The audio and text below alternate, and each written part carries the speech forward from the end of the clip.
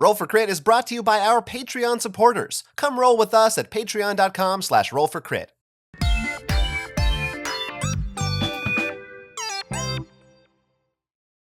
Hello and welcome to Roll for Crit and our preview for Longshot, the dice game from Perplext, which is on Kickstarter right now. This is a roll and write game that puts players at the racetrack betting on horses, trying to get the horses they favor to the finish line first so they can make more money than any other player. In this roll and write, you will be betting on these horse pawns here to guess which one of these colored horses will make it around the track and place, or maybe, depending on how you like to play, try to prevent certain horses from making it to the finish line.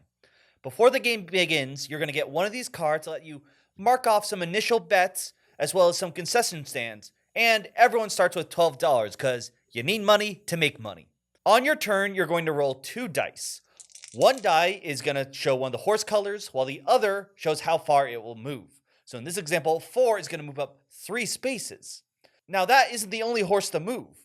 If you look at the bottom of 4 card, it's going to have some horses marked off. In this case, just 2. If that horse is marked off there, it gets to move up 1 space. It doesn't matter how far the initial horse moved. After that, players are going to do an action on their board depending on what was rolled.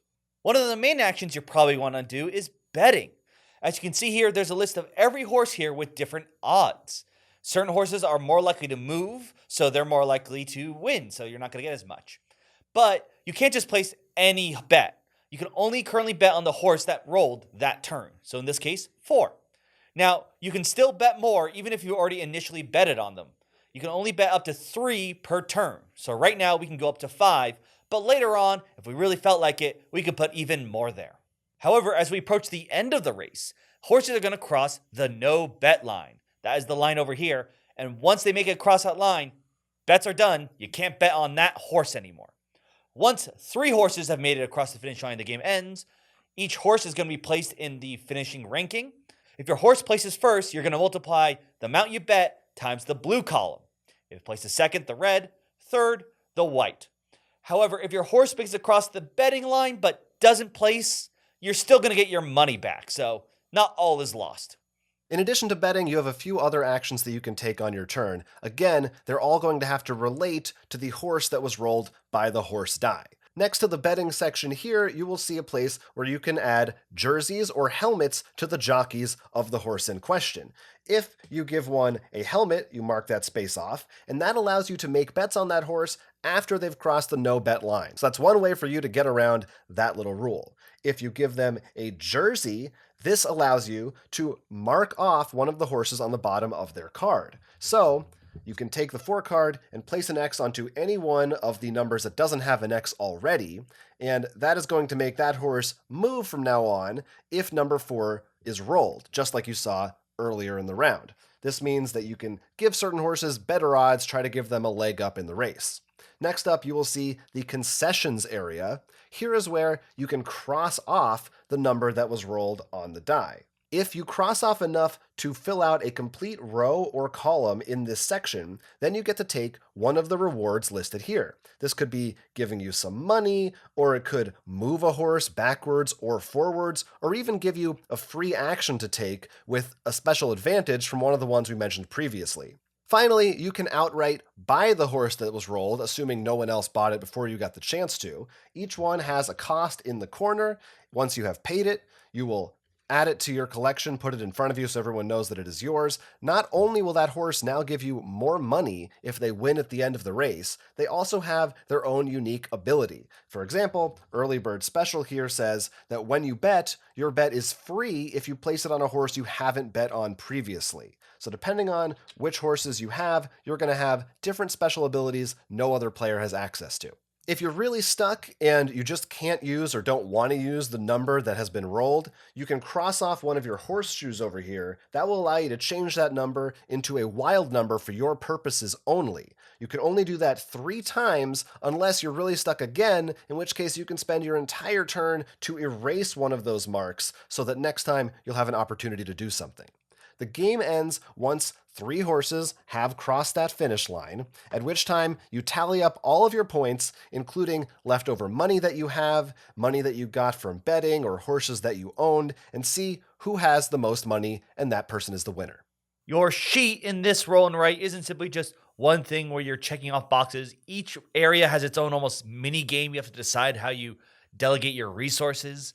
And not only that, you could also write on the cards themselves, which adds another interesting twist. Because, for example, if you really want the 8 horse to go, if you mark the 8 spot on all the other cards, that way, regardless of who moves, 8 should still move up, which should, at the very least, place in the top 3, which I think adds that extra bit of flair instead of just being, I roll, check mark the thing I want, you roll and see what happens.